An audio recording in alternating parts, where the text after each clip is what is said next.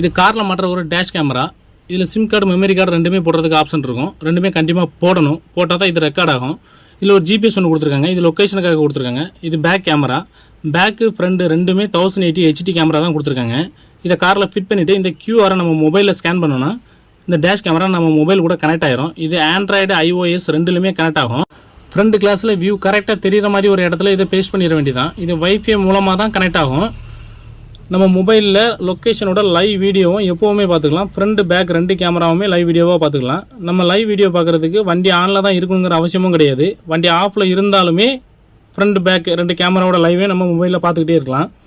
இதில் 2-வே வாய்ஸ் சிஸ்டமும் இருக்குது. வண்டி உள்ளே இருந்து என்ன பேசுகிறாங்கிறத நம்ம மொபைலில் கேட்டுக்கலாம். நாமளும் அவங்க கூட பேசிக்கலாம். இதோட விலை 14,500 ரூபா, 1 இயர் வாரண்டியோட.